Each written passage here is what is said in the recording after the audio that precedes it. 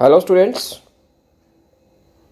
स्वागत है आपका कक्षा 10 के चैप्टर 10 प्रकाश का प्रवर्तन और अपवर्तन। आज हम कुछ MCQs को डिस्कस करेंगे, यानी मल्टीपल चॉइस क्वेश्चंस को डिस्कस करेंगे जो आपके आने वाले एग्ज़ाम्स में बहुत उपयोगी होंगे। ये बहुत ही महत्वपूर्ण प्रश्न हैं और उम्मीद है कि आने वाले एग्ज़ाम्स में और टेस्ट में या कॉम्पिटिटिव एग्ज़ाम्स में आपको इसमें से कुछ प्रश्न ज़रूर मिलेंगे। तो पहला प्रश्न है, अवतल दर्पण के सामने अनंत पर रखी वस्तु की प्रतिबिंब की स्थिति कैसी होती है? वक्रता केंद्र पर, अनंत पर, ध्रुव पर या फोकस पर? तो सोचिए बच्चों, क्या इसका उत्तर है?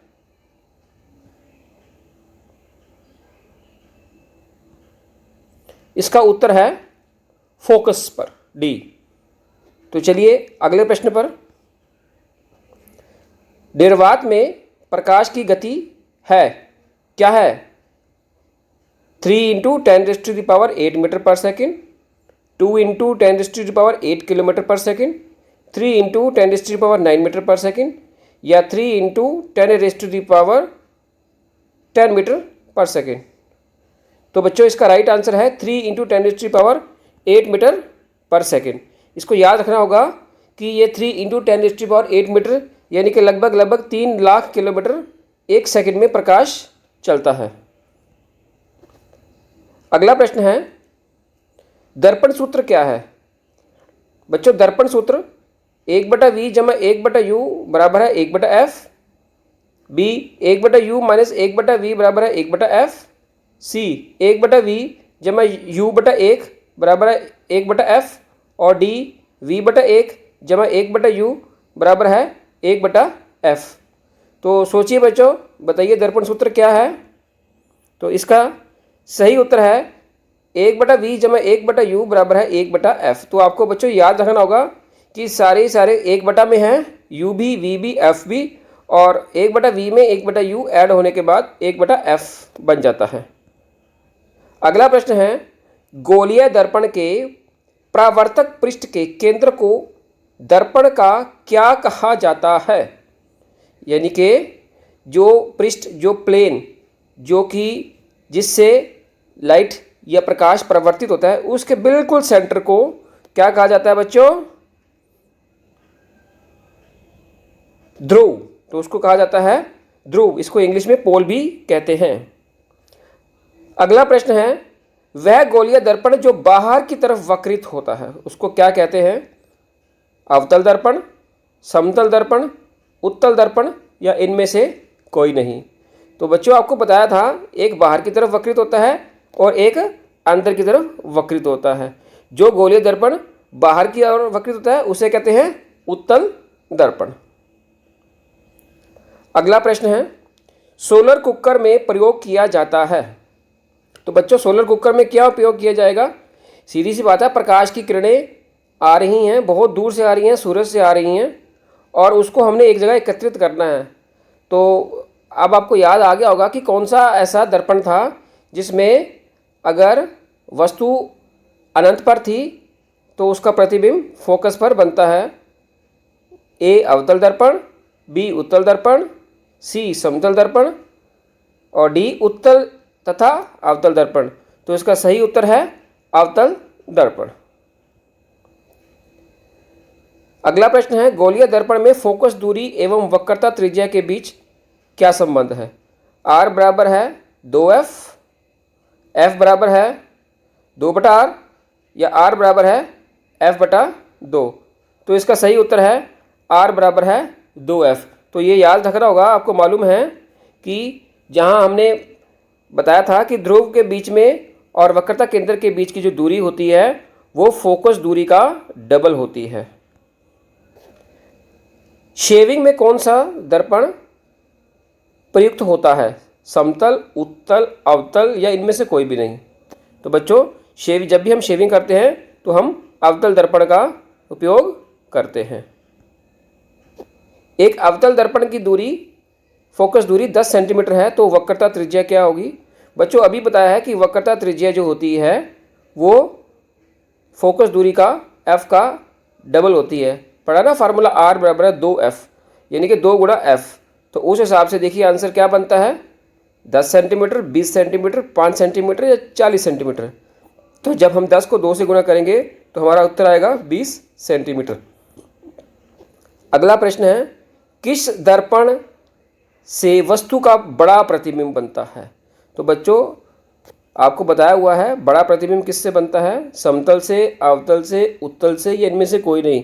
तो बच्चों बड़ा प्रतिबिंब बनेगा अवतल दर्पण से। किस दर्पण में हमेशा वस्तु से छोटा प्रतिबिंब प्राप्त होता है, समतल, उत्तल, अवतल, या इनमें से कोई नहीं। तो बच्चों छोटा प्रतिबिंब हमें उत्तल दर्पण से प्राप्त होता है। समतल दर्पण द्वारा बना प्रतिबिंब कैसा होता है, वास्तविक होता है, आभासी होता है, या दोनों ही हो सकते हैं, या इनमें से कोई भी नहीं।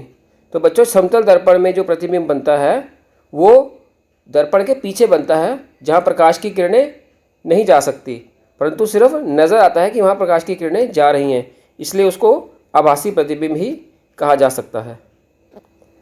मोटर कार के हेडलाइट में किसका प्रयोग होता है। बच्चों हेडलाइट में हमें दूर तक प्रकाश की किरणें भेजनी हैं, यानी कि अनंत तक। तो वस्तु को यानी कि प्रकाश के सोर्स को, प्रकाश के स्रोत को हम फोकस पर रखेंगे। तो बच्चों आप समझ गए होंगे कौन सा दर्पण है वो, समतल, उत्तल, अवतल या उत्तल लेंस। तो बच्चों इसका सही उत्तर है अवतल दर्पण। किसी अवतल दर्पण की फोकस दूरी क्या होती है, धनात्मक, ऋणात्मक, धनात्मक ऋणात्मक, या ऋणात्मक धनात्मक। तो बच्चों अवतल दर्पण की फोकस दूरी होती है ऋणात्मक, यानी कि नेगेटिव। किसी उत्तल दर्पण की फोकस दूरी क्या होती है, धनात्मक, ऋणात्मक, धनात्मक, ऋणात्मक, ऋणात्मक, धनात्मक। तो बच्चों इसका सही उत्तर है धनात्मक, यानी कि पॉजिटिव। तो इसकी फोकल लेंथ जो है वो पॉजिटिव होती है। तो बच्चों अगला प्रश्न है, अवतल दर्पण के ध्रुव और मुख्य फोकस के बीच रखी वस्तु का प्रतिबिंब की प्रकृति कैसी होती है। तो बच्चों आपने अवतल दर्पण से 6 चित्र पहले ही बनाने सीख लिए हैं, जहाँ पर अलग अलग जगह पर, अलग अलग लोकेशंस पर हमने वस्तु को रखा था। सी से परे, सी पर, सी और एफ के मध्य, एफ पर और एफ और पी के बीच में और अनंत में। वो 6 चित्र आपने ज़रूर करने हैं, उसमें से आपको एक प्रश्न ज़रूर मिलेगा। तो आपकी स्क्रीन पर ऐसा ही एक प्रश्न है कि अवतल दर्पण के ध्रुव और मुख्य फोकस के बीच रखी वस्तु का प्रतिबिंब की प्रकृति कैसी होगी। ए आभासी और उल्टा, आभासी और सीधी, आभासी और सीधी और सभी। तो इसका उत्तर है आभासी और सीधी। अगला प्रश्न है, यदि किसी दर्पण द्वारा उत्पन्न आवर्धन m बराबर है +1/2 है तो वह दर्पण होगा।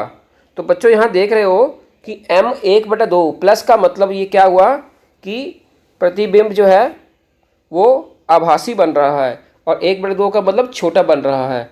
तो ऐसा कौन सा दर्पण है जहाँ पर प्रतिबिंब आभासी और छोटा होगा।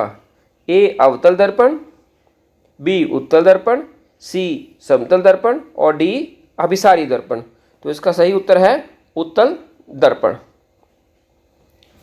यदि किसी दर्पण द्वारा उत्पन्न आवर्धन -1 है, देखिए बच्चों अब यहाँ पर माइनस आ गया, यहाँ पर प्लस नहीं आया। इसका मतलब कि अब जो है प्रतिबिंब दर्पण के सामने ही बन रहा है।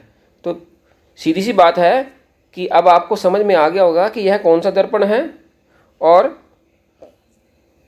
प्रतिबिंब कहाँ पर बन रहा है, वक्रता केंद्र पर, अवतल दर्पण के वक्रता केंद्र पर, उत्तल दर्पण के वक्रता केंद्र पर, या ध्रुव पर। तो बच्चों इसका सही उत्तर है अवतल दर्पण के वक्रता केंद्र पर, क्योंकि वहाँ पर जब कोई वस्तु रखी जाती है तो उसका प्रतिबिंब भी वहीं पर ही बन जाता है, उल्टा बन जाता है।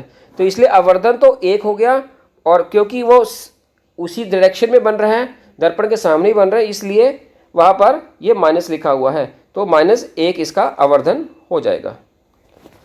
तो बच्चों ये बड़ा इंपॉर्टेंट प्रश्न सामने आ रहा है आपकी स्क्रीन पर।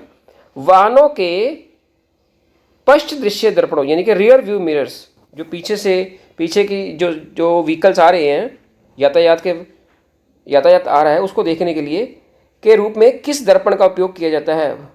तो बच्चों ये दोनों दर्पण एक तो ड्राइवर वाली सीट के साथ लगा होता है राइट हैंड पर, एक ड्राइवर के साथ वाली सीट के लेफ्ट पर लगा होता है, जो बाहर की तरफ होते हैं। वो कौन से दर्पण होते हैं? अवतल दर्पण, समतल दर्पण, उत्तल दर्पण, या सभी, यानी कि कोई भी लगा सकते हैं। तो इसका सही उत्तर है उत्तल दर्पण। उत्तल दर्पण इसलिए लगाया जाता है ताकि काफ़ी एरिया कवर किया जा सके हमें तो, और जहाँ पर, क्योंकि हमें सड़क के ऊपर देखना है सड़क के पीछे कितने यातायात के या व्हीकल्स आ रहे हैं, तो ज़्यादा एरिया इससे कवर हो जाएगा। अगला प्रश्न ये भी बहुत इंपॉर्टेंट प्रश्न है। डेंटिस्ट यानी कि दंत विशेषज्ञ मरीजों के दांतों का बड़ा प्रतिबिंब देखने के लिए किस दर्पण का उपयोग करते हैं? ए अवतल दर्पण, बी समतल दर्पण, सी उत्तल दर्पण, या सी सभी, यानी कि किसी भी तरह का दर्पण प्रयोग में लाया जा सकता है। नहीं बच्चों, डी तो नहीं हो सकता और बी भी नहीं हो सकता। अब आपने ए और सी में इसका उत्तर ढूंढना है, तो इसका सही उत्तर है अवतल दर्पण। तो धन्यवाद बच्चों। अब आपने ये 20 प्रश्न हैं, इन 20 प्रश्नों को अच्छी तरह से कर लेना है। चाहे तो इनको कहीं से लिख लो या इस वीडियो को देखो 2-3 बार, और मुझे पूरी उम्मीद है कि इसमें से आपको आने वाले एग्ज़ाम्स में, आने वाले पेपर्स में, परीक्षाओं में कोई ना कोई प्रश्न ज़रूर मिलेगा। धन्यवाद।